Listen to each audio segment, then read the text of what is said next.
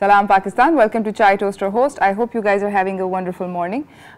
हम लोगों का भी सुबह जो है it was actually nice. I woke up really early because Selena का आज स्कूल में march past का practice था and she had to reach school before 7:30. So I just sort of woke up really early and then I didn't realize कि बच्चों को इतने ज़्यादा वो करने पड़ते हैं तैयारियाँ and all of that. Anyway. It was all done and as a result मैं ऑफिस बहुत जल्दी पहुंच गई which gave me lots of time to hang out with my colleagues जो कि कभी नहीं भी होता है always हबर दबर Hari Hari Hari so it was a nice morning because of that. मैं आप लोगों से हमेशा की तरह आज की हमारी जो by the way show है हम लोग मास्टर क्लास करेंगे ऑयल पेंटिंग के बारे में which is something that I really admire. I really like art मुझे बहुत पसंद है मगर दिल भी चाहता है करने का but डर भी लगता है because there are artists in my family. My mother, Amreen Mahmood, is an amazing, fabulous oil painter and makes beautiful काम करती हैं तो फिर उनको देख के दिल चाहता है और मैं कभी उनकी बहुत बड़े जो उनके पीसेस होते हैं उनके अंदर कहीं कैनवस के ऊपर ब्रश वश वो मुझे चलाने देती हैं कभी चला भी लेती हूँ but the results are never as great as I would think that they turn out to be. खैर एनीवेज ये सब बातचीत तो होती रहेगी. फ़िलहाल मेरे पास कुछ टॉप स्टोरीज़ हैं, चलते हैं उनकी तरफ.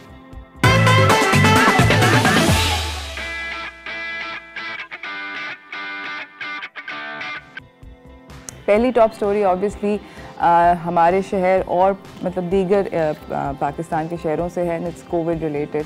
आई नो कि बहुत ज़्यादा बोर्डम हो रही है, हर कोई थक गया है बाहर खा के but you have to realise कि NCOC ने एक्सटेंड कर दिए हैं लॉकडाउन को क्योंकि we are still not being careful.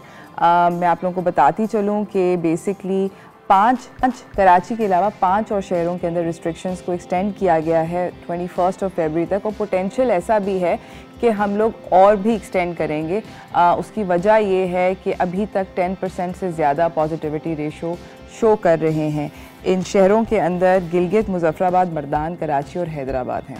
So everyone I urge you कि प्लीज़ अपने आप को थोड़ा सेफ़ रखें, मास्क वगैरह पहने.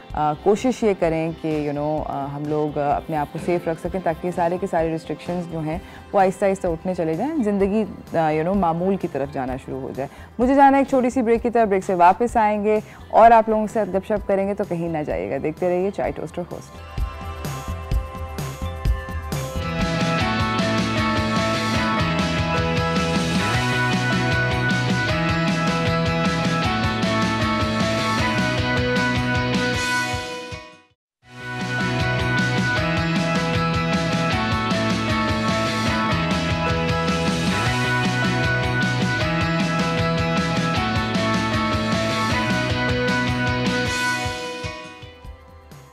Welcome back from the break everyone. मेरे साथ मेरे अगले मेहमान सेट पे मौजूद हैं और बात करनी है कुछ दिल के बारे में. तो चलते हैं हेल्थ एंड फिटनेस की तरफ.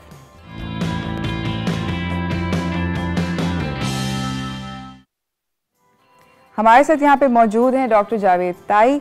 ये इंटरवेंशनल कार्डियोलॉजिस्ट हैं फ्रॉम द AKUH, डायरेक्टर हैं कार्डियक कैथराइजेशन लैब के AKUH पे और पाकिस्तान के फोरमोस्ट बहुत फेमस कार्डियोलॉजिस्ट हैं. अस्सलाम वालेकुम. वालेकुम सलाम. Very happy to meet you sir. Likewise. मुझे बताएं कि पाकिस्तान में हार्ट डिजीज़ कितना कॉमन है? बहुत कॉमन है. To put it very simply, अभी इस वक्त अगर हम देखें तो ऑलमोस्ट 25% डेथ्स जो हैं पाकिस्तान में जो होती हैं उनमें वो कार्डियोवास्कुलर डिजीज़ की वजह से होती हैं जी. और डिज़ीज़ बर्डन को देखा जाए तो वैसे हम जनरली सोचते हैं कि लो मिडिल इनकम कंट्री है तो यहाँ ज़्यादा इन्फेक्शंस और ये चीज़ें ज़्यादा होंगी. लेकिन अब जो है ये नॉन कम्युनिकेबल डिजीज़ जो हैं जिसमें हार्ट डिजीज़ है, कैंसर्स हैं, डायबिटीज़ है, हाई ब्लड प्रेशर है, किडनी डिजीज़ हैं, they have overtaken the communicable disease. So अभी इस वक्त अगर हम देखें तो ऑलमोस्ट जो है वो 4 लाख के करीब लोग हर साल जो है वो हार्ट डिजीज़ की वजह से या कार्डियोवास्कुलर डिजीज़ की वजह से वो एक्सपायर हो जाते हैं. So it's a very big problem. I can imagine. Doctor साहब मुझे ये बताइए कि हम लोग पहले ये होता था कि ख़वातीन के अंदर और यंगर लोगों के अंदर हमें नहीं पता चलता था कि मतलब ऐसा नहीं होता था कि हम सुनने में आता था कि somebody under the age of 40 कि उसकी डेथ हो गई या उसको हार्ट अटैक आया. ख़वातीन में भी कम होता था. आई नाउ फील के मतलब पिछले ही साल में मैंने 2-3 लोगों का सुना है जिनको हार्ट अटैक आया है और काफ़ी यंग उम्र में आया है। आपके ख्याल में हमारी लाइफस्टाइल चेंजेस हैं, क्या हुआ है, what's change to make this? देखिए ये बात सही है कि in women the chances of having a heart attack usually ये प्रॉब्लम हार्ट डिजीज़ की हार्ट अटैक की that happens at a slightly later age. उनको थोड़ा सा प्रोटेक्शन होता है हार्मोन्स वगैरह की वजह से। सो जनरली जो एक होता है कि तकरीबन 10 साल का डिफरेंस होता है as compare to man. So women have heart disease about 10 years later. But एक मरतबा उनको हार्ट डिजीज़ हो जाए तो वो जनरली ज़्यादा जिसे कहते हैं कि डेंजरस होती है और एग्रेसिव होती है and they and up having a lot of problems. और दूसरा जो होता है वर्ल्ड ओवर भी, बट हमारे माशरे में ज़्यादा ये होता है कि women probably do not get the same sort of medical treatment या अटेंशन, तो उस वजह से उनकी डिजीज़ ज़्यादा जल्दी प्रोग्रेस कर जाती है and they and up having a lot more problems. So it's a misconception कि ख़वातीन में दिल की बीमारी नहीं होती। It's almost just as common as man. थोड़ा सा लेटर ऑन होती है लेकिन होती ज़रूर है। दूसरा जो आपका पॉइंट है about heart disease in young individuals, तो अब ये चीज़ हम बहुत देख रहे हैं एंड इट्स वेरी अलार्मिंग कि even just yesterday I did an angioplasty on a patient who was just 32 years of age। So now we are seeing patients जो कि 30s और 40s में हैं जो who are coming in with heart problems, with heart attacks. And primarily उसका reason हमारा जो है वो लाइफस्टाइल है, जिसमें हमारी डाइट है, लैक ऑफ एक्सरसाइज है, ओबेसिटी है और फिर ऑब्वियसली टोबैको यूज़ है। एनवायरमेंटल फैक्टर्स भी उसमें बहुत इंपॉर्टेंट रोल प्ले करते हैं। तो ये सारी चीज़ें हैं which is actually causing the disease to occur at an earlier age. और उसके साथ साथ जो मैग्नीट्यूड या वॉल्यूम ऑफ द प्रॉब्लम है वो भी बढ़ता जा रहा है। ओके किस किस तरह के टाइप्स होते हैं ये दिल के अमराज के? देखिए हार्ट में जो है डिफरेंट कंपोनेंट्स होते हैं। So you have the heart, the blood vessels होते हैं जिनको कॉर्नरी आर्टरीज कहते हैं। उसके अलावा वाल्व्स होते हैं, the heart muscle itself and there is an electrical system in the heart. So उन सब सिस्टम्स के डिफरेंट कंपोनेंट्स की डिफरेंट डिजीज़ेज़ होती हैं। So you have coronary artery disease जो कि दिल की शरियानों की प्रॉब्लम होती है, ब्लॉकेजेस जिसकी वजह से हार्ट अटैक्स होते हैं, वो सबसे कॉमन डिजीज़ है हार्ट की। लेकिन उसके अलावा रिदम प्रॉब्लम्स होते हैं, हार्ट की रिदम का तेज़ होना, स्लो होना, वो एक बीमारी है। फिर उसके अलावा हार्ट के मसल की वीकनेस है जिसे हम कार्डियोमायोपैथीज़ कहते हैं, वो एक प्रॉब्लम है। फिर वाल्व्स हैं, दिल के अंदर जो दरवाजे होते हैं जो एक चेम्बर से दूसरे चेम्बर तक ब्लड जाने में मदद करते हैं, तो वो वाल्व्स की प्रॉब्लम डेवलप हो जाती है, तो वो जिसे हम वाल्वुलर हार्ट डिजीज़ कहते हैं। उसके अलावा कुछ प्रॉब्लम्स होते हैं हार्ट के जो कंजेनिटल होते हैं, पैदाइशी होते हैं, बच्चों में पाए जाते हैं। तो ये सारी डिफरेंट तरह की दिल की बीमारियां होती हैं जो कि हर एक की अपनी सिग्निफिकेंस है, but the most common of them is coronary artery disease, जो आर्टरीज़ की बीमारी होती है, जो कि जिसमें वो शरियानें जो दिल की होती हैं वो बंद हो जाती हैं या नैरो डाउन हो जाती है, बंद हो जाती हैं, उससे एंजाइना होता है, हार्ट अटैक्स होते हैं। हमारे साथ कॉलर हैं याया साहब। अस्सलाम वालेकुम याया, कैसे हैं आप? वालेकुम सलाम उरूज, आपको बहुत सलाम हो। वैसे तो आपका माशाल्लाह दिल बहुत अच्छा है। डॉक्टर साहब भी सलाम हो। कार्डियक जो प्रॉब्लम्स है वो बढ़ती जा रही है हमारे माशरे में। डॉक्टर साहब मुझे 2 सवाल ये करने हैं। एक तो ये है कि हमारा जो ब्लड प्रेशर है वो अगर हम एक सर्टेन एज के बाद हमें बहुत की केयर करनी पड़ती है, तो बल्कि अब तो जवानों की हो रहा है। एक तो इस ब्लड प्रेशर का कितना किरदार होता है कार्डियक अटैक में। दूसरा ये कि अगर मैं देखता हूँ कि किसी को कार्डियक अटैक सडन हो जाता है तो उसका थोड़ा सिम्टम है, क्योंकि यूजुअली आजकल हो जाता है, गाड़ी में लोग की डेथ हो जाती है कार्डियक अरेस्ट की वजह से, हमें पता नहीं चलता। तो हमें एक तो वो एसओएस की गोली होती है जो भी आपके ज़बान के नीचे, उसके बारे में बताइए। और अगर सडन कार्डियक अरेस्ट तो हो जाए तो व्हाट शुड वी डू, हमें फर्स्ट एड फॉरन को क्या देनी चाहिए, ये मेरा सवाल है। Thank you so much. Thank you याया साहब, that was a very good question. जी, आपके 2 सवाल आते हैं। पहले तो आपने हाई ब्लड प्रेशर या हाइपरटेंशन की बात की, तो ये दुनिया भर में सबसे कॉमन रिस्क फैक्टर है दिल की बीमारियों के और फालिज के। और उसमें ये कि अभी दुनिया में आप समझ लें कि तकरीबन 1 बिलियन से ज़्यादा लोग जो है वो हाई ब्लड प्रेशर का शिकार हैं। पाकिस्तान में जो रीसेंट एस्टिमेट्स हैं उसके हिसाब से 46 मिलियन, यानी ऑलमोस्ट 1/4 ऑफ आवर पॉपुलेशन। और एडल्ट्स में तो तकरीबन हर तीसरे शख्स को हाई ब्लड प्रेशर है। और अनफॉर्चुनेट पार्ट उसका ये है कि most people actually don't know about it because it's a silent killer. Symptoms कुछ नहीं होते और वो अपना ब्लड प्रेशर चेक भी नहीं करवाते। और अगर जिनको पता होता है they probably don't take it very seriously because उसके कोई सिम्टम्स नहीं होते। और उसके अलावा ये कि अगर सीरियसली लेते भी हैं and they go to a doctor और कंसल्ट करते हैं, लेकिन दवाएं जो उनको दी जाती हैं उसके साथ वो कंप्लायंट नहीं रहते। तो ब्लड प्रेशर या डायबिटीज़ या ऐसी बीमारियां हैं जिनकी दवा ज़िंदगी भर चलती है। तो अगर आप जो है वो ब्लड प्रेशर की दवा 1 हफ्ता या 1 महीना या 2 महीने खा लेंगे और उसके बाद बंद कर देंगे तो that is not the solution. So इन बीमारियों की एक तो डिटेक्शन इंपॉर्टेंट है और उसको डिटेक्ट करने का तरीका यही है कि उस ब्लड प्रेशर को चेक किया जाए, और अगर ब्लड प्रेशर बढ़ा हुआ है तो डॉक्टर से कंसल्ट करें और दवाएं जैसे बताई जाएं वो मुस्तकिल तौर पे इस्तेमाल करें। दूसरा जो सवाल है हार्ट अटैक का, तो हार्ट अटैक जनरली जब होता है तो पेशेंट को चेस्ट पेन होता है, सीने में दर्द होता है, सांस फूलती है, उसके अलावा जो है पेशेंट को पसीना आता है, कभी चक्कर या बेहोशी वाली कैफियत होती है। उस तरह की अगर कैफियत हो तो उसमें वेट नहीं करना चाहिए, फ़ौरन हॉस्पिटल जाना चाहिए। अगर किसी के पास एस्पिरिन है तो वो चूएबल या सॉल्यूबल एस्पिरिन तो वो फौरी तौर पे ले सकते हैं, और अगर चेस्ट पेन ज़्यादा है और ज़बान के नीचे रखने वाली टैबलेट है तो वो इस्तेमाल की जा सकती है। बट एम ये होना चाहिए कि जल्द से जल्द हॉस्पिटल पहुंचा जाए, बजाय कोई और रेमेडी घर पे की जाए उसको कंट्रोल करने के लिए। कार्डियक अरेस्ट एक अनफॉर्चुनेट सिचुएशन होती है जो हार्ट अटैक के पेशेंट्स में होती है कि ऑल ऑफ अ सडन उनकी दिल की रिदम जो है वो क्योटिक हो जाती है, नॉर्मल हो जाती है, और इस हद तक हो जाती है कि हार्ट जो है वो फंक्शन करना छोड़ देता है और पेशेंट सडनली कोलैप्स कर जाता है। उन्होंने भी आया साहब ने ये भी पूछा कि कभी सिम्टम्स नहीं होते, मतलब जो हमें पता होता है कि यहाँ पर दर्द होना है, सुन होगा आपका, उल्टे हाथ का बाजू वगैरह, अगर इस तरह का कोई सिम्टम ना हो, कोई और इंडिकेटर होता है कि कार्डियक अरेस्ट आने वाला है? जी, कार्डियक अरेस्ट तो नहीं, लेकिन हार्ट प्रॉब्लम या हार्ट अटैक के लिए जो है वो सिम्टम्स कभी कभार जो है वो टिपिकल नहीं होते हैं। समटाइम्स इट हैपन्स कि आपको सीने में दर्द नहीं होता, सिर्फ ये कि घुटन महसूस होती है, बेचैनी महसूस होती है, पसीना आता है, एक्सट्रीम वीकनेस फील होती है, कभी नोज़िया या वॉमिटिंग होती है, कभी पेन जो टिपिकल हम कहते हैं लेफ़्ट साइड पे चेस्ट पेन हो तब हार्ट अटैक होता है, ऐसा नहीं है, राइट साइड पे भी पेन हो सकता है, शोल्डर्स में भी पेन हो सकता है, राइट आर्म में भी पेन हो सकता है, और बिल्कुल ही नीचे जो स्टमक का एरिया है वहाँ पर भी पेन फील हो सकता है कभी कभार हार्ट अटैक की सूरत में।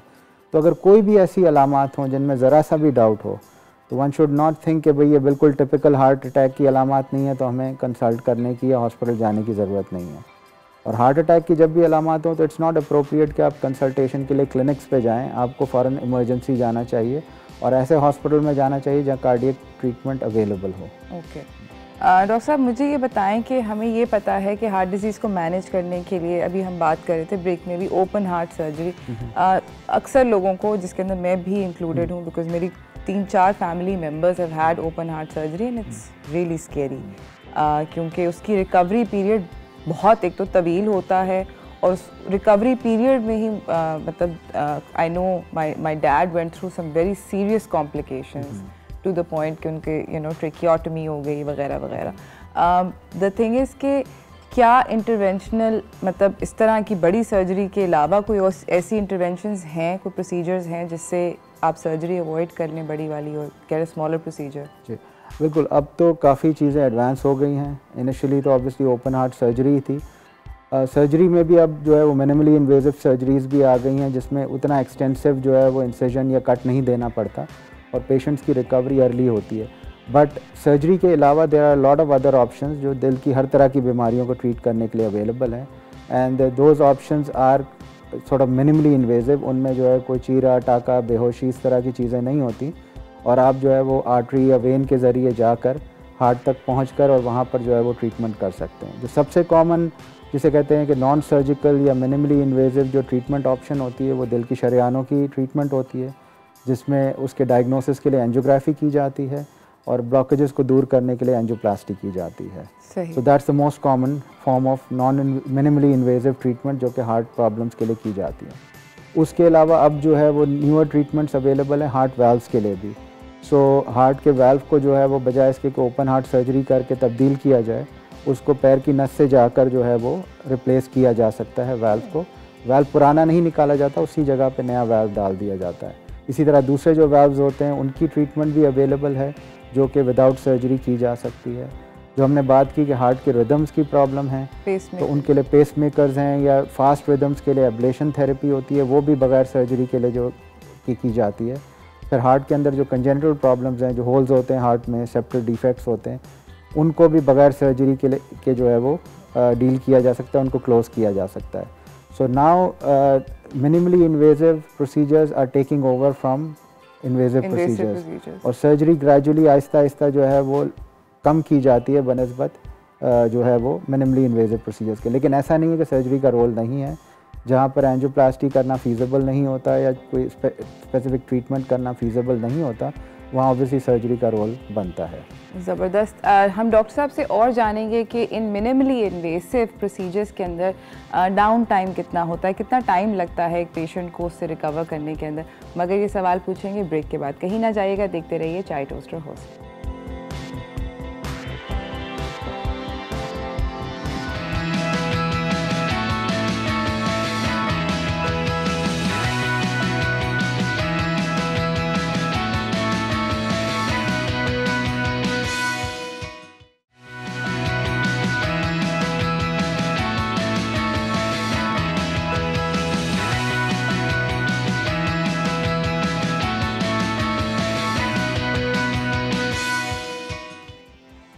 Welcome back from the break everyone. मेरे साथ यहाँ पे मौजूद हैं डॉक्टर जावेद ताई। ये इंटरवेंशनिस्ट कार्डियोलॉजिस्ट हैं, बहुत पाकिस्तान के actually one of the leading cardiologist हैं। AKU में काम करते हैं और हम बातचीत कर रहे थे हार्ट डिज़ीज़ के बारे में, दिल के अमराज जो होते हैं। मुझे बताएं कि इस वक्त पाकिस्तान में आपने काफ़ी सारे मेंशन किए कि बहुत सारे प्रोसीजर्स हो रहे हैं जो कि मिनिमली इन्वेसिव और नॉन इन्वेसिव। उनके दोबारा से अगर नाज़रीन के लिए लिस्ट कर दें कि क्या क्या लोग किस किस डिज़ीज़ को किस तरह मैनेज कर सकते हैं। इसमें हम बात करें मिनिमली इन्वेसिव, नॉन इन्वेसिव तो usually it's a different thing, और वो generally it's more to do with diagnosis rather than treatment. तो मिनिमली इन्वेसिव पे अगर हम फोकस करते हैं, जैसे मैंने बात की कि हार्ट की जो आर्टरीज़ होती हैं उनकी जो ब्लॉकेजेस होती हैं, जिसको हम कॉर्नरी आर्टरी डिजीज़ कहते हैं, उसके लिए डायग्नोसिस के लिए एंजियोग्राफी की जाती है और उसकी ब्लॉकेजेस को दूर करने के लिए एंजियोप्लास्टी की जाती है। और अब ऑब्वियसली एंजियोप्लास्टी की टेक्निक काफ़ी एडवांस हो गई है, तो ऐसी आर्टरीज़ जो काफ़ी अरसे से बंद पड़ी हुई हैं, जिनमें कैल्शियम बहुत ज़्यादा है, उन आर्टरीज़ को भी ओपन अप किया जा सकता है, जो पहले पॉसिबल नहीं था। उसके अलावा जैसे मैंने बात की थी कि हार्ट के जो वाल्व्स होते हैं उनके लिए प्रोसीजर किए जाते हैं। उसमें एक वाल्व होता है जिसको हम माइट्रल वाल्व कहते हैं। वो कभी कभार जो बचपन में फ़ीवर या जॉइंट पेन्स के साथ जो है वो हार्ट अफेक्ट होता है, उसको रोमैटिक फ़ीवर कहते हैं, तो उससे वो वाल्व में तंगी आ जाती है। उसको ओपन करने की टेक्नोलॉजी तो बहुत सालों से है पाकिस्तान में, और बलून वाल्वुलोप्लास्टी की, और वो बहुत सालों से की जा रही है। लेकिन अब जो है वो देयर इज़ अनदर टेक्निक जिसमें अगर वो वाल्व लीक कर रहा हो तो उसको रिपेयर करने के लिए माइट्रा क्लिप की टेक्निक होती है। तो वो टेक्निक भी अब पाकिस्तान में जो है वो इंट्रोड्यूस हुई है, और अभी it's not very commonly done, but ये कि वो ग्रेजुअली आई थिंक कि वो आगे आने वाले कुछ अरसे में ज़्यादा कॉमन हो जाएगी। फिर हमने बात की थी एक प्रोसीजर की जो कि टैवी या टैवर जैसे कहते हैं। उसमें हार्ट का जो मेन वाल्व होता है, जहाँ से हार्ट में से ब्लड जाता है इनटू द एओर्टा, उस वाल्व को जो है वो बग़ैर रिमूव किए हुए नॉन सर्जिकली रिप्लेस कर दिया जाता है विद अनदर वाल्व। तो वहाँ पर वाल्व डाल दिया जाता है, तो वो टैवी या टैवर का प्रोसीजर कहलाता है। फिर हार्ट के अंदर जो डिफेक्ट्स होते हैं, जो होल्स होते हैं हार्ट के अंदर, सेप्टल डिफेक्ट्स होते हैं, उनको क्लोज़ करने के लिए डिवाइसेस अवेलेबल हैं, और वो प्रोसीजर्स भी रूटीनली पाकिस्तान में किए जाते हैं। फिर हमने बात की थी हार्ट रिदम की। तो रिदम एबनॉर्मेलिटीज़ के लिए, स्लो रिदम्स के लिए पेसमेकर और डिफरेंट डिवाइसेस अवेलेबल हैं।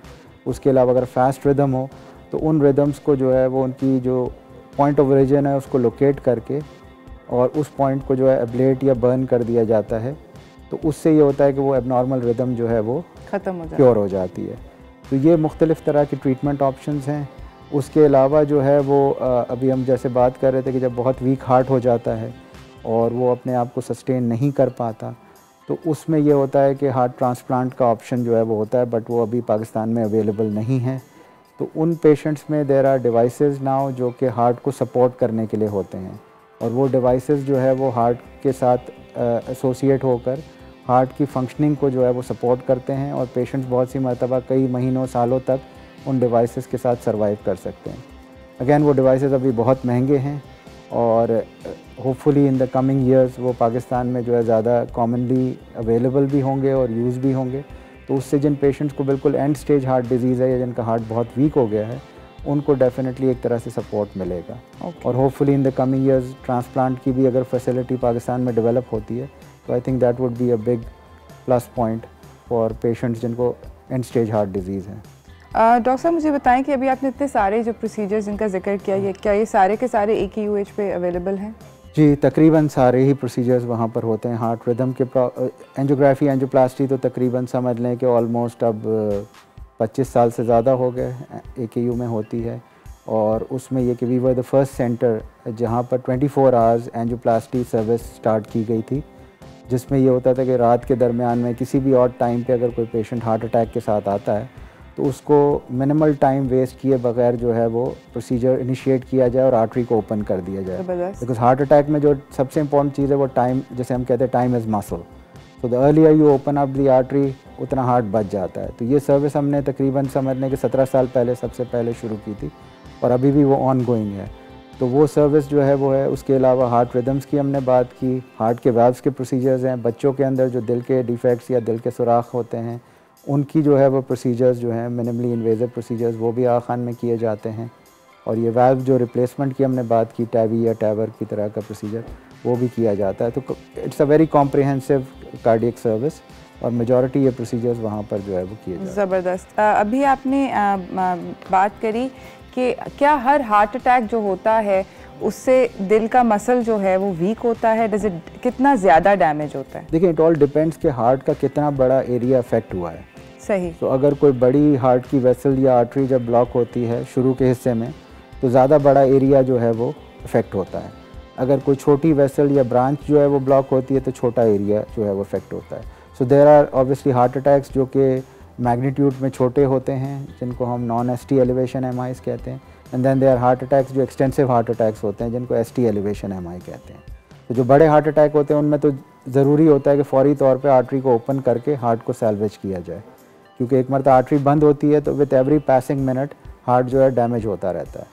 और जितना ज़्यादा हम वेट करते हैं उतना ज़्यादा हार्ट जो है वो डैमेज हो जाता है। ये जो डैमेज जिसका आप जिक्र करें, क्या ये रिवर्सिबल होता है या ताउम्र ये डैमेज रहेगा? नहीं, डैमेज का ये है कि अगर कुछ डैमेज ऐसा होता है जो परमानेंट होता है, कुछ डैमेज ऐसा होता है कि हार्ट मसल को जब ब्लड नहीं मिलता तो वो एक तरह से जैसे कहते हैं ना कि वो अपनी एक्टिविटी कम कर देता है या स्टन हो जाता है वो, because of non availability of blood और न्यूट्रिएंट्स की वजह से या ऑक्सीजन की नॉन अवेलेबिलिटी की वजह से।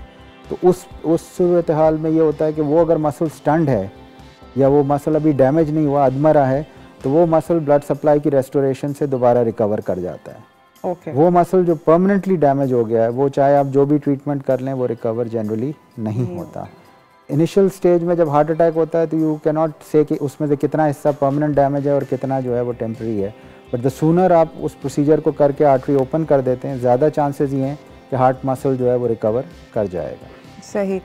मुझे भी आपने हम अब ऑब्वियसली हमने बिल्कुल एंड की बात करी कि जहाँ पर हार्ट अटैक हो गया, हम अपने आप को इससे बचा कैसे सकते हैं इस बीमारी से ही होने से? I think this is the most important question. और आई थिंक कि हम जो है हमारा फोकस अभी भी एट दिस स्टेज है ट्रीटमेंट ऑफ हार्ट डिजीज़ पे। हमारा जितना भी जैसे कहते हैं एफर्ट्स हैं, हमारे जितने रिसोर्सेज हैं वो सारे स्पेंड होते हैं ऑन ट्रीटिंग हार्ट डिजीज़। बिल्कुल। बट द प्रॉब्लम है एक तो प्रॉब्लम ये है कि हार्ट डिजीज़ अगर हो जाए तो वो यूजली ख़त्म नहीं होती, it's treatable but not curable. So वो सारी ज़िंदगी का सिलसिला होता है, उसमें दवाएं भी सारी ज़िंदगी लेनी होती हैं, ट्रीटमेंट ऑप्शंस भी जो अवेलेबल हैं वो हैं तो सही लेकिन एक्सपेंसिव हैं। So the cost of care is very high. Of course. जो एक्चुअल जो सही तरीका है वो ये है कि आप लोगों को बजाय इसके कि वो डूबने लगें तो आप उनको दरिया से निकाल के बाहर निकालें, उससे ज़्यादा इंपॉर्टेंट ये है कि आप लोगों को पहले डूबने या दरिया में गिरने से बचाएं। So when you are actually saving people who have already who are about to drown, वो तो एक्चुअली बहुत देर हो चुकी होती है और उसमें आप सबको बचा भी नहीं सकते। तो आपने जो करना है वो ये कि उनको दरिया में गिरने से या कुएं में गिरने से रोकना है। और उसके लिए I think health care providers का भी बहुत इंपॉर्टेंट रोल है, जो समझ लें कि मीडिया का बहुत इंपॉर्टेंट रोल है, और उसके अलावा हर इंडिविजुअल का अपना रोल है। सो जब हम हार्ट डिजीज़ की बात करते हैं तो यू हैव रिस्क फैक्टर्स, जिसमें सबसे कॉमन हाई ब्लड प्रेशर है। जैसे मैंने कहा कि पाकिस्तान में almost every third person adult age में उनको हाइपरटेंशन है।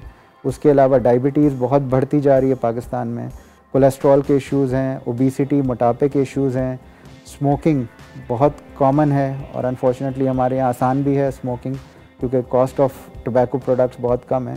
फिर स्मोकलेस टोबैको है जिसका इस्तेमाल बहुत ज़्यादा होता है हमारे यहाँ। फिर एनवायरमेंटल फैक्टर्स आ जाते हैं, लैक ऑफ एक्सरसाइज है।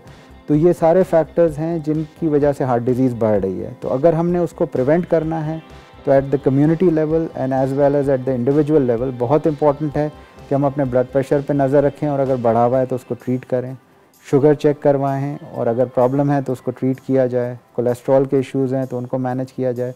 Smoking caseation, I think that's, या टोबैको सिजेशन, आई थिंक ये बहुत इंपॉर्टेंट चीज़ है और वो सबसे आसान काम इस तरह से है कि उसमें कोई ख़र्चा नहीं लगता। बिल्कुल। उसके अलावा exercise, I think that's something that we need to do, और हमारी स्पेशली यंगर जनरेशन वो तो बिल्कुल ही एक्सरसाइज नहीं कर रही है।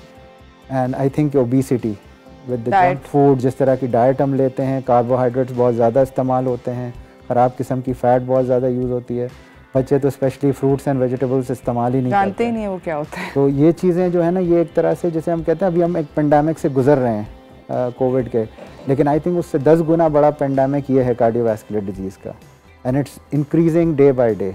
और पाकिस्तान जैसा मुल्क, आई डोंट थिंक इसका मुतहम्मिल है कि हम इसको और बढ़ने दें। So we have to exercise prevention, और वो प्रिवेंशन अगर हम करेंगे तो हार्ट डिजीज़ बढ़ेगी नहीं और उसको मैनेज करना आसान हो जाएगा। Absolutely, thank you so much doctor साहब, आपका आने का और इतनी सारी हमें इन्फॉर्मेशन देने का बहुत बहुत शुक्रिया। नाज़रीन, हम लोग जाएंगे एक छोटी सी ब्रेक की तरफ। डॉक्टर साहब ने आपको जो सबसे ज़्यादा इम्पोर्टेंट मैसेज दिया है वो प्रिवेंशन के बारे में दिया है।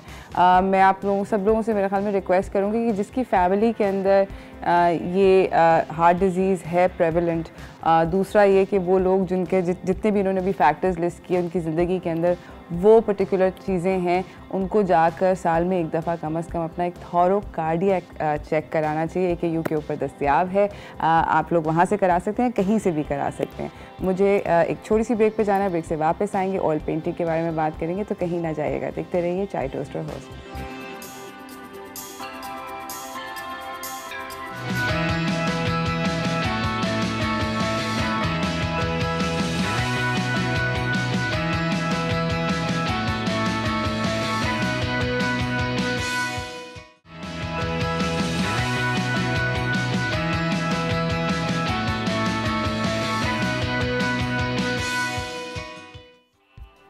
Welcome back from the break everyone. जिस तरह हम लोगों ने बताया था आपको कि हम लोग मास्टर क्लास करने लगे हैं ऑयल पेंटिंग के बारे में, तो चलते हैं उसकी तरफ।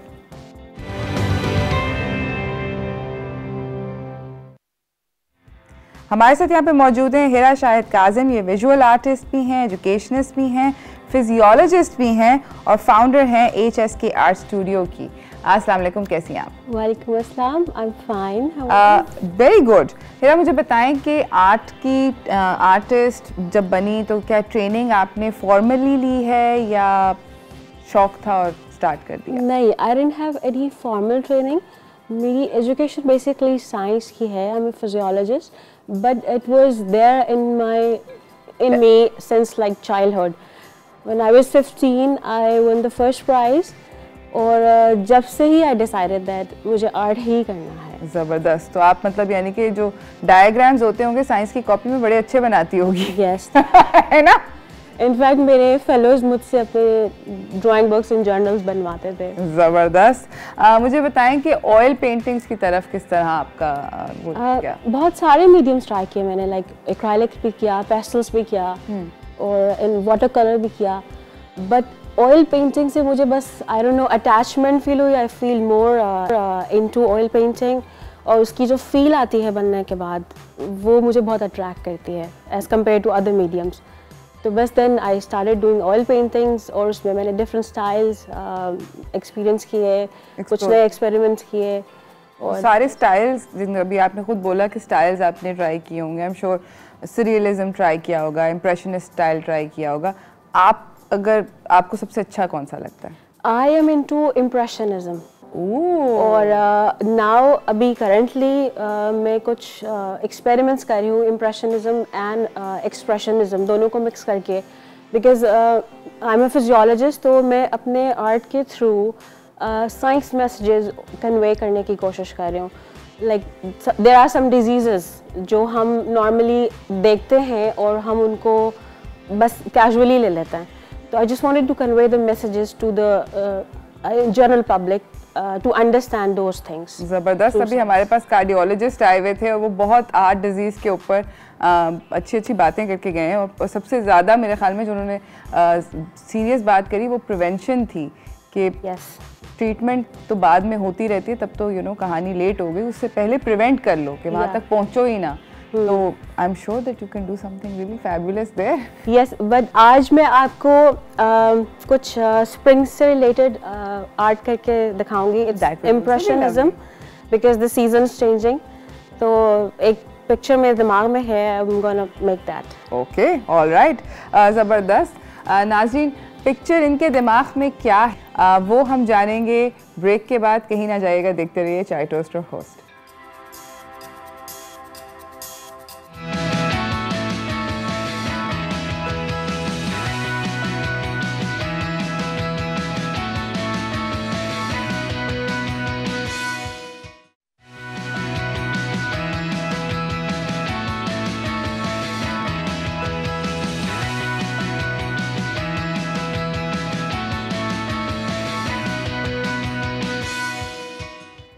Welcome back from the break everyone. मेरे साथ यहाँ पर मास्टर क्लास चल रही है।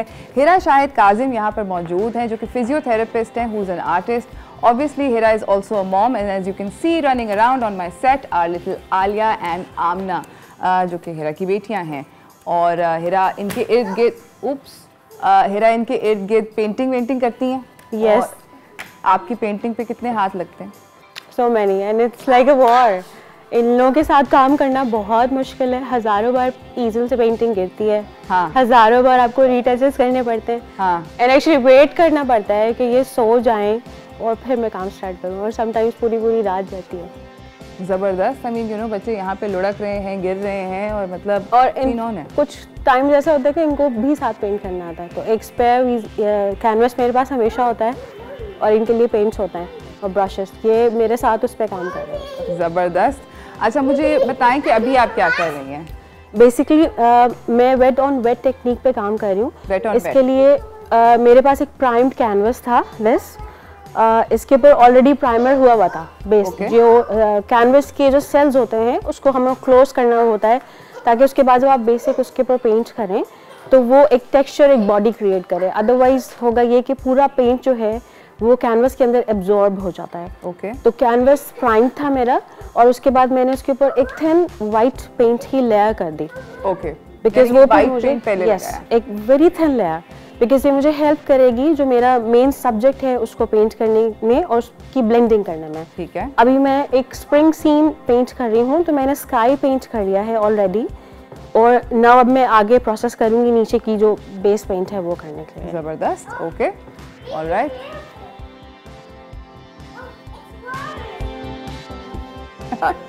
एक और फ़ायदा ये होता है बेस पेंट करने का कि आपको मेजर सब्जेक्ट में बहुत ज़्यादा ऑयल यूज़ नहीं करना पड़ता। अदरवाइज क्योंकि वो बेस का ऑयल साथ ब्लेंड हो जाता है। अदरवाइज एक और मसला ये होता है कि ड्राइंग टाइम बहुत बढ़ जाता है, बिकॉज हम लेयर्स में काम कर रहे होते हैं, तो हर लेयर को ड्राई होने में टाइम लगता है।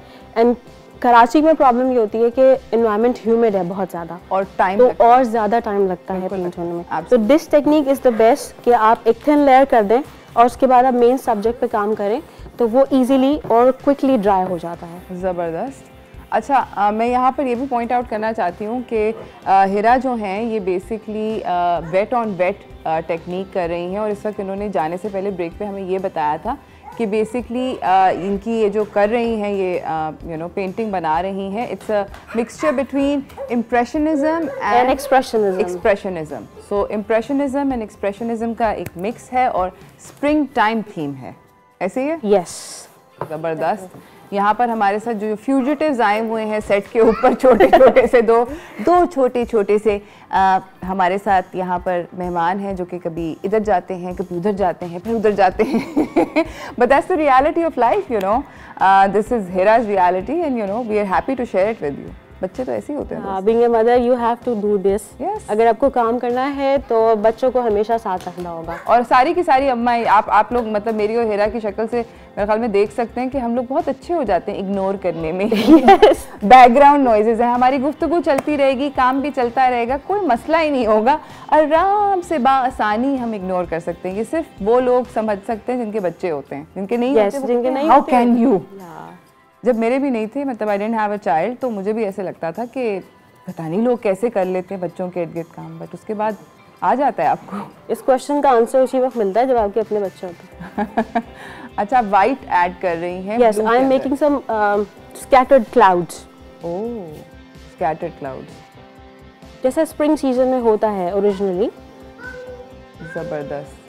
अच्छा, इम्प्रेशनिज्म में अच्छी बात ये होती है कि आपको बहुत ज़्यादा रियलिस्टिक चीज़ नहीं करनी होती। You can create effect through colours and light and some strokes, that's it.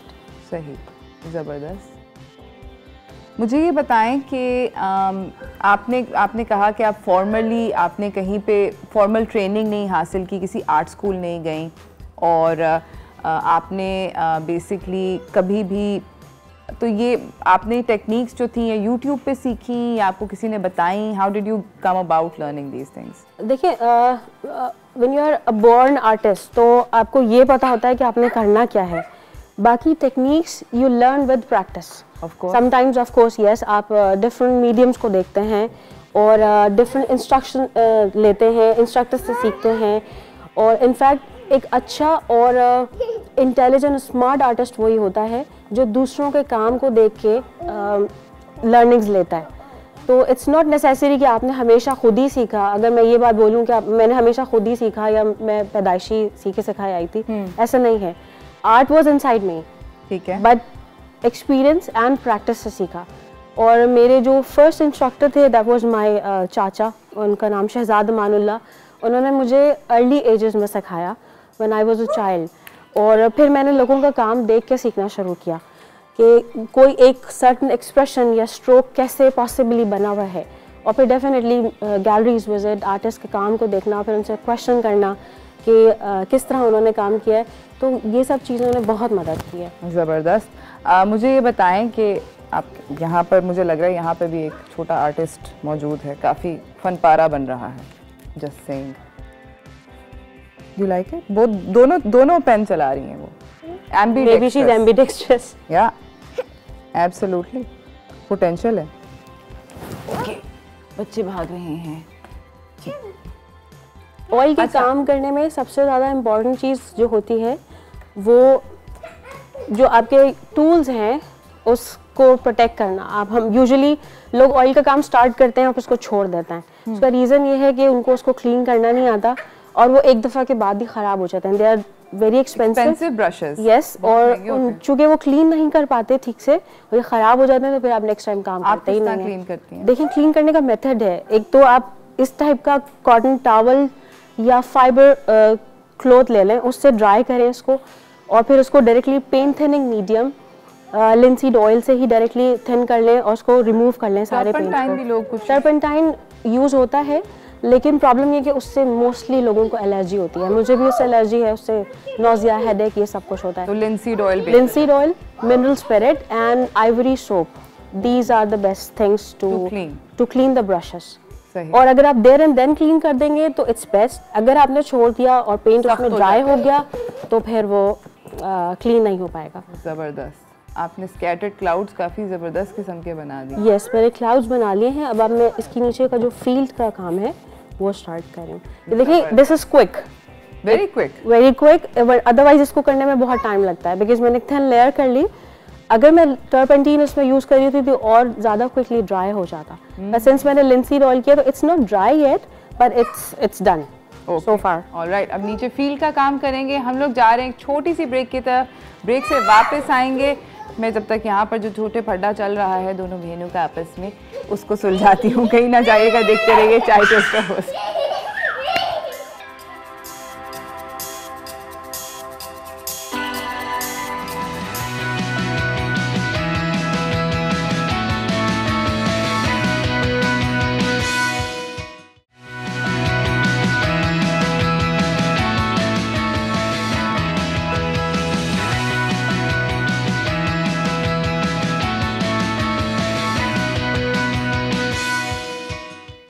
Welcome back from the break. Children make everything better.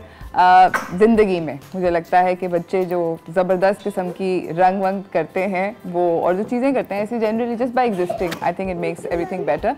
The other thing that makes life better is paintings. हमारे साथ हिरा शाहिद काजिम हैं जो कि ज़बरदस्त किस्म की painting बना रही हैं। और बेसिकली एक्सप्रेशनिज्म और इम्प्रेशनिज्म का मिक्सचर है, ऐसे ही है Hira? Yes, spring time. Yes, spring time and I love spring time. Hira के बच्चे, ये जो आपको पीछे से आवाज़ें आ रही थी, ये हिरा की बच्चियां हैं। बहुत गॉर्जियस 2 किड्स आए हुए हैं हमारे सेट पे, आमना और आलिया, और इस वक्त उन्होंने हमारे सेट पे बड़ा मज़े का माहौल बनाया हुआ था, और इस वक्त उनके अब्बा उनको लेके चले गए।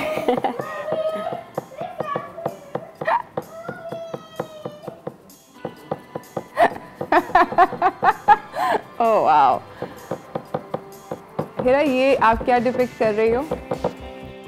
These are the bushes, the old and new ones, जिसके अंदर कुछ old leaves हैं, कुछ new leaves निकल रहे हैं।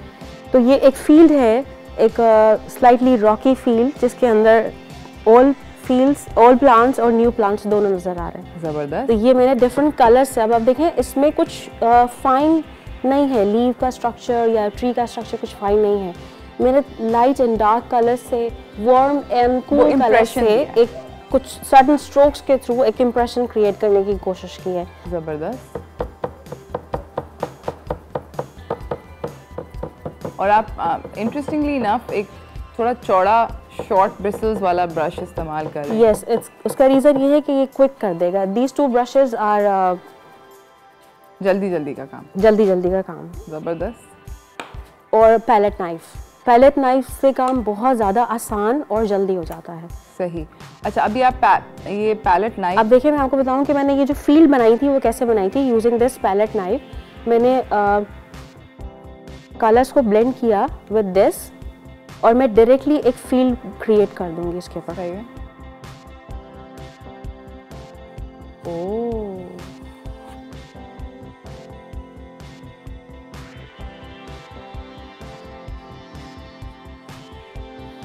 ऑनलाइन टीचिंग बहुत मुश्किल होती है। मुझसे आजकल लोग पूछते हैं कि आप ऑनलाइन टीच कर दें, which is difficult because there are things जो आपको क्लोज प्रॉक्सिमिटी में देखना ज़रूरी होती है। वो सिर्फ बताने से या पढ़ने से नहीं आप सीख सकते। ओके, ठीक है। तो ये जो पैलेट नाइफ का यूज़ है, अगर आप क्लोजअप करके इसको दिखाएं तो शायद कुछ लोगों को जो ऑलरेडी फेमिलियर हैं उनको समझ में आ जाए कि I am using this palette knife. उसको बहुत स्लाइटली मूव करा रही हूँ, होल पैलेट नाइफ को ऐसे स्टिक नहीं कर रही कैनवस। आप उसका एज कर रही हैं। यस, ताकि वो एक certain effect they.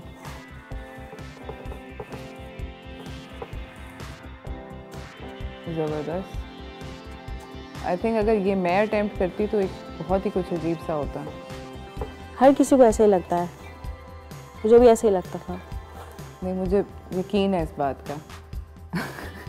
But over the time experience करते हैं लोग। अच्छा, आप कलर ओवरलैप कर रही हो अभी? आपने वाइट डाला इस ब्राउन पे, इसके ऊपर एक इफेक्ट क्रिएट करने के लिए, लाइट इफेक्ट क्रिएट करने के लिए, बिकॉज एक फील्ड ये है and this is another field. यहाँ पर भी मुझे ट्रीज एंड बुशेस बनाने हैं, तो एक पूरा फील्ड का इफेक्ट क्रिएट करने के लिए मैं सिर्फ लाइट एंड डार्क, जैसे मैंने आपको बताया, light, warm and cool colour से एक इफेक्ट क्रिएट कर रही हूँ। सही। अगर आपसे कोई ये बोले कि ये पर्टिकुलर स्टाइल किसी बिगिनर के लिए क्या इफेक्टिव है फॉर देम टू ट्राई, या somebody who's interested and is already trying their hand, should they start with impressionism या should they start? I think they should because it's very easy to learn. Okay. लगता ऐसे है कि it's difficult, but it's very easy to learn as compared to realism. ठीक है। Because इसमें सिर्फ stroke, आपको बेसिकली कलर थ्योरी सीखने की ज़रूरत है कि कलर से इफेक्ट कैसे क्रिएट किया जा सकता है, और सम स्ट्रोक्स, दैट्स इट। उसके बाद आप जैसे जैसे प्रैक्टिस करते जाएंगे, आप इवेंचुअली विद प्रैक्टिस आप रिलेट करना शुरू कर देते हैं चीज़ों को। जब आप कोई भी नेचुरल सीनरी या कोई भी like if you are seeing a cloud, तो आप रिलेट करेंगे कि मैं इसको इन स्ट्रोक्स से बना सकती हूँ, ये कलर ऐड कर सकती हूँ। अगर आप कोई ट्री देख रहे हैं तो भी आप उसको रिलेट करके अपने काम में इस्तेमाल कर सकते हैं। तो this is why impressionism is easier. So यानी कि स्टार्ट इम्प्रेशनिज्म से हमें करना चाहिए।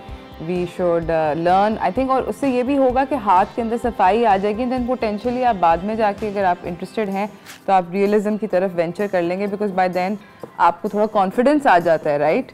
देखिए, लोग ये कहते हैं कि आप एक सर्टन स्टाइल सीख लें and then you become a fine artist. ऐसा नहीं है। आपको बहुत डिफरेंट चीज़ों को प्रैक्टिस करना पड़ता है। मेरे हिसाब से आपको drawing and sketching is the basic thing, आप वो सीखें, उसके बाद आप पेंटिंग की हर फॉर्म सीखें, इम्प्रेशनिज्म, एक्सप्रेशनिज्म और surrealism, realism, photorealism, cubism, pop art आजकल बहुत चल रहा है। Pop art is a fun thing, आपको डिफरेंट कल्चर्स और डिफरेंट ट्रेडिशंस के बारे में मालूम होता है थ्रू पॉप आर्ट। तो आप सब सीखें एंड विद प्रैक्टिस आपको लगता है कि जिस चीज़ में आपको ज़्यादा कनेक्टिविटी फील हो रही है, जिसमें ज़्यादा मज़ा आ रहा है, वो आप इवेंचुअली आपका स्टाइल बन जाता है, आप फिर वही खुद ब खुद करना शुरू कर देते हैं। ज़बरदस्त।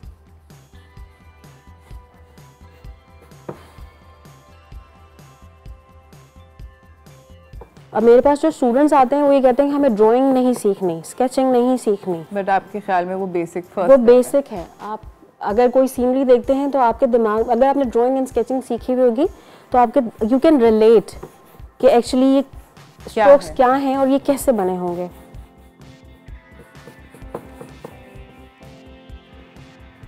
और ये पेंटिंग को ड्राई कितना टाइम? इट डिपेंड्स कि आपका इन्वायरमेंट कैसा है जब आप पेंट कर रहे हैं। अगर बहुत ज़्यादा ऑयल आपने यूज़ किया होगा तो डेफिनेटली वो बहुत टाइम लेगी। Like I have a painting जो 2 महीने में सूखी है। अभी मैंने एक काम किया है जो तकरीबन 1 महीने के बाद सूखा है। ओके। तो इट अगेन डिपेंड्स कि आपने कितने लेयर में काम किया है और कितना ऑयल उसमें यूज़ हुआ है। ज़बरदस्त। अब ये देखिए, मैं पैलेट नाइफ का इस्तेमाल करके एक ट्री बनाऊंगी। सही। नाज़रीन, हमें जाना है एक छोटी सी ब्रेक पे। हिरा, आपका आने का बहुत बहुत शुक्रिया, thank you so much. Thank you so much for Hira, inviting me. से हम कोशिश ये करेंगे कि यहाँ पर जल्दी से कंप्लीट कर लें। मैं आपको ब्रेक के बाद ये ज़रूर दिखा दूँगी कि कंप्लीटेड कैनवस कैसी दिखेगी। फ़िलहाल एक छोटी सी break. See you on the other side.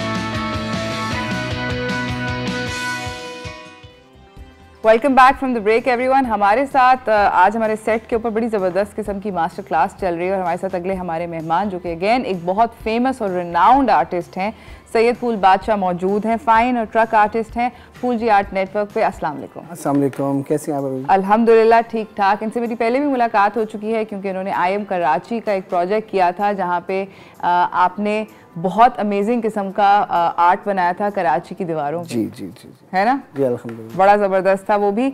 मुझे बताएं कि फूल जी आप आर्टिस्ट कैसे बने? बस एक जुनून था, शौक़ था बचपन से ही। और क्योंकि मुझे ट्रक आर्ट का में इसलिए आया क्योंकि ये कलरफुल थे और क्योंकि मैं छोटा था तो जब मैं ट्रक्स पे देखता तो कलरफुल हर चीज़ नज़र आती, जैसे पीकॉक, बर्ड्स, ये चीज़ें। तो मुझे काफ़ी मतलब मैं कहता यार इतनी सारी चीज़ें कैसे कौन बनाता होगा। फिर ऐसे ही धीरे धीरे शौक़ पड़ा तो स्कूल जाता था। स्कूल के बाद आके मुझे पता लगा जैसे गार्डन में ये काम होता है। हाँ। तो हमारे उस्ताद साहब होते हैं, उस्ताद शाहिद, उनके पास मतलब वो काम करते थे तो मैं पीछे खड़े होकर देखता था। सिर्फ जाऊँ चिड़ियाघर जाएँ तो वहाँ से निकल के आके तो उस्ताद को देखना काम किस तरह, तो कभी क्या बनाना कभी क्या, तो बड़े कलरफुल थे। इसी तरह शौक़ पड़ा तो फिर मैंने उस्ताद से रिक्वेस्ट की कि अगर मैं आपसे सीखना चाहूँ तो। हाँ। फिर उस्ताद ने कहा हाँ आ जाओ बिल्कुल। तो फिर उनकी मेहरबानी ये थी कि मैं 12 बजे के बाद आता था स्कूल और स्कूल के बाद फिर सीखने जाता था। तो इस तरह मैं इस फील्ड में आया और फिर लगे ही रहे और करते रहे कहाँ तक। ज़बरदस्त। और कहाँ पहुँच गया आपको नज़र आ रहा है फूल जी का आर्ट। इन्होंने हर तरह का 3D से लेके पॉप आर्ट से लेके हर तरह का आपने मतलब एक्सपेरिमेंट किया इस और ट्रक आर्ट आप इंटरनेशनल भी लेके गए। जी बिल्कुल, क्योंकि देखिए ट्रकों पे तो काफ़ी काम होता था तो मैंने कहा यार इसको क्यों ना इंटीरियर पे लाएं। तो फिर इंटीरियर पे लाने के लिए हमने ये किया कि काफ़ी आए दुरिया काजी हैं कराची यूनिवर्सिटी में, उन्होंने सबसे पहले हमारे उस्ताद साहब थे बड़े यूसुफ भाई, तो उनको वो जापान लेके गई और वहाँ ये से हमारी एग्जीबिशन उनकी ट्रक आर्ट की हुई तो काफ़ी लोगों ने पसंद किया।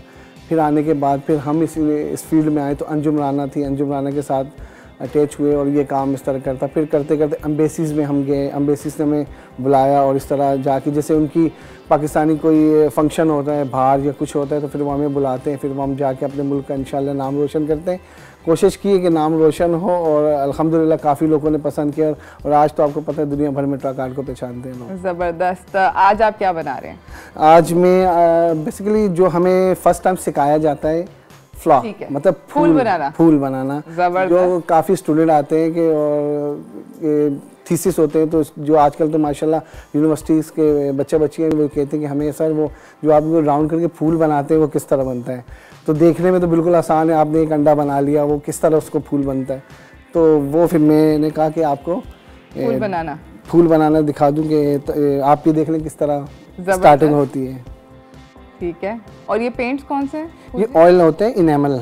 ओके। ऑयल इनेमल पेंट है और इस तरह जो हमारा बेसिक है। तो ये वो अंडा है जिसे सारे बच्चे कहते हैं कि किस तरह फूल बनता है। तो हमारे फर्स्ट ये है जो पहले बचपन में मुझे सिखाया गया, सबसे पहले ये जो बच्चा पहले सीखने हम जाते थे तो जैसे अभी भी मेरे पास स्टूडेंट आते हैं तो वो कैनवसेस लाते हैं, बोर्ड लाते हैं, कुछ भी। मैंने कहा क्योंकि हमारा ये नहीं कि लाजमी आप कैनवस लाएं और चाय टोस्ट पे हम लोग प्लेट ले आए। हाँ आप प्लेट ले तो मैंने कहा चले प्लेट ही बना दे। जबरदस्त।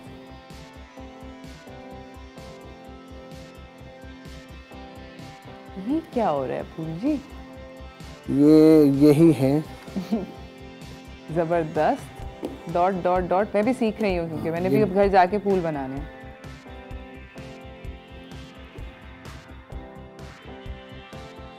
ये इसी तरह बच्चों को पहले सिखाए जाते हैं। अब यहाँ तो मैंने कहा चले आप वो करते हैं।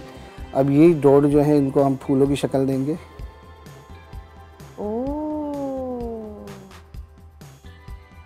अच्छा, मज़ेदार बात ये कि फूल जी ने अपने ब्रश को चेंज नहीं किया, बस साफ कर लिया। जी, तो बच्चों से गुजारिश है वो साफ करके काम करें। अभी यही बात हो रही थी हिरा और फूल जी के दरमियान में कि सबसे मुश्किल काम यही होता है कि अपने औजार पेंटिंग की साफ करना, ये पेंट ब्रशेस साफ करना। जी जबरदस्त। और कैसी तेजी से बन रहा है फूल जी? जी बस ये प्रैक्टिस है। अगर मैं करूँगी तो मुझे तो परसों हो जाएगी। नहीं, मेरे बच्चे जो कहते हैं परसों होते हैं, वो टेक्निक्स है मेरे पास उनको जल्दी करवाने का काम। ज़बरदस्त। उस टेक्निक के अंदर डंडा मारना है? नहीं। देखिए जो हमने डंडे खाए तो आज हम यहाँ हैं, मगर काफ़ी जो समझदार बच्चे हैं उनको ज़रूरत नहीं पड़ती। डंडा क्या, उस्ताद की मार भी किसी किसी को नसीब होती है, हर किसी को नहीं है। और उनकी मार से आज बंदा कहाँ से कहाँ पहुँच जाता है, ये उस्तादों की मार का नतीजा ही है। नाज़रीन, हम लोग जा रहे हैं एक छोटी सी ब्रेक की तरफ। फूल जी जो है ये खूबसूरत सी प्लेट बना रहे हैं, मेरी आंखें इसके ऊपर ऐसे करके हैं अटैच। कहीं ना जाइएगा, देखते रहिए चाय टोस्ट ऑफ होस्ट।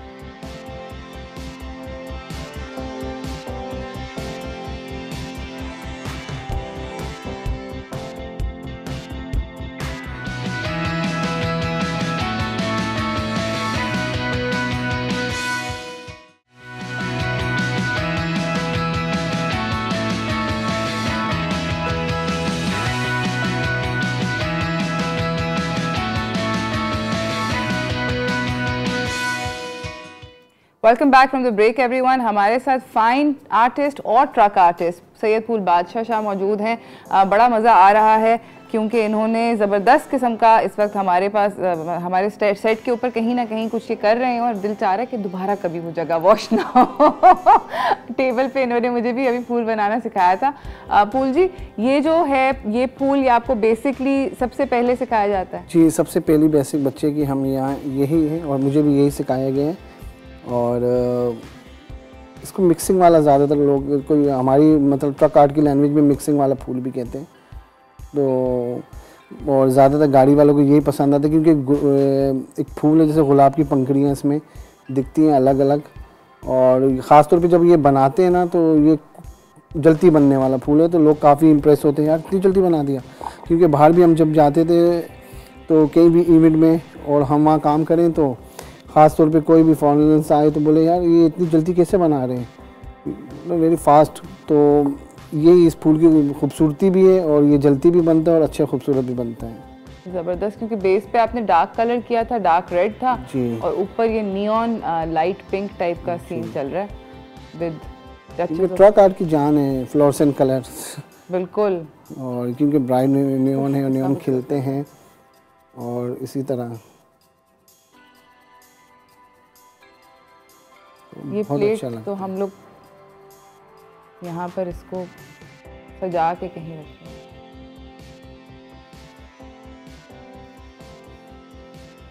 जबरदस्त।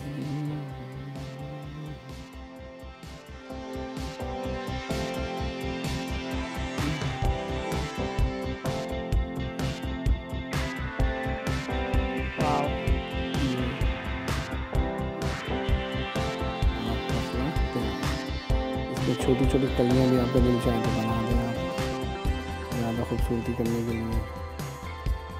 अच्छा, मुझे बताएं कि जो मॉडर्न इंटरप्रिटेशन हो गई है ट्रक आर्ट की, अब ट्रक आर्ट मैंने भी रिसेंटली देखा था जूतों पे बन रहा है, बड़े महंगे जूते वो बिक रहे हैं। मतलब नाइकी के तो अभी आए थे मेरे पास, तो वही किसी ने लंदन से ऑर्डर किया था कि यार फूल जी आप बने, क्योंकि दुबई में मैं था तो एक्सपो में वहाँ भी बनवाएं और इस तरह काफ़ी उस पर मतलब लोगों को पहले बनाते थे मगर इतना नहीं, जब से इस पे आए तो लोगों ने काफ़ी वो PSL में भी मंगवाया, PSL में भी पहन के उन्होंने ज़बरदस्त एंकर वो भी उन्होंने भी किए, तो काफ़ी लोगों ने पसंद किया है इसमें। और तो यही है कि जिस तरह लोगों के आइडियाज़ आते रहते हैं, कोई कहता है कि किस पे क्या चीज़ हो तो फिर वो कोई ट्रक आर्ट्स बनवाते हैं जूतों पे कुछ। आजकल भी हम इसी तरह काफ़ी डिज़ाइनर आए हैं कुछ नए, वो जो स्लीपर्स लाते हैं, पहले खुशों पे तो था, अब डिज़ाइनर भी आ गए इसमें। लाहौर से मुचारी ने काफ़ी मुझसे काम करवाया है और अब भी यहाँ से भी नए नए उठ के आ रहे हैं वो काम करवाने के लिए, तो बहुत वाला कर रहे हैं। ज़बरदस्त। अच्छा, मुझे ये बताएं कि आपका दिल किस पर्टिकुलर चीज़ के ऊपर करने का चाहता है? देखिए, मैं तो कैनवसेस पे भी ज़्यादा काम होता है और ज़्यादा हम तो इसी चीज़ पे कि छोटे मिनी ट्रक्स आते हैं, रिक्शेज आते हैं और इस तरह की प्लेट्स पे बहुत अच्छा काम होता है और वो ज़बरदस्त। फूल जी, ज़रा पेंटिंग आप अपनी हमें जो आपने ज़बरदस्त किस्म का फन पारा है बनाया, ये चेक करें फूल जी का, इसके ऊपर ज़रा करीब से देखें कि क्या ज़बरदस्त। इस वाले कैमरे में फूल जी दिखाएंगे नंबर 2 में, ताकि ज़रा हमारे नाजरीन को पता चले कि फूल जी ने बैठे बैठे मिनटों सेकंडों के अंदर क्या ज़बरदस्त किस्म की पेंटिंग बनाई है। कितना खूबसूरत काम है ये और कितनी जल्दी ये बनी है। मतलब उन्होंने तकरीबन 3 मिनट में, ब्रेक में इन्होंने हमें सिर्फ टीच करा है कि क्या बनाना है और हम लोगों ने ब्रेक के अंदर इसके अंदर कोई काम नहीं किया। ज़बरदस्त। Thank you so much Phool ji, आपका बहुत बहुत शुक्रिया। Thank you so much. Thank you ji. और फूल जी के लिए बाय द वे मैं यहाँ पे भी फूल जी से सेटिंग करी थी ब्रेक के अंदर। मेरे पास भी एक आइडिया है जो कि मैंने अपने लिए बनवाना है फूल जी से हम लोग अभी यही बात कर रहे थे। हेरा की भी पेंटिंग आ गई है। Thank you so much for watching the master class today. आप लोगों का देखने का बहुत बहुत शुक्रिया और फूल जी का और हेरा का बहुत शुक्रिया कि उन्होंने आकर जनरली आर्टिस्ट जो हैं वो कतराते हैं और कहते हैं कि हम नहीं काम करेंगे, तो आप आए और आपने ऑन एयर कहा कि हाँ जी of course I will do it and I will show all the viewers. Thank you so much for that, बहुत बहुत शुक्रिया। इसी के साथ नाज़रीन, कल तक के लिए मुझे मेरी टीम को इजाज़त दीजिए। स्टे सेफ, अल्लाह हाफिज़।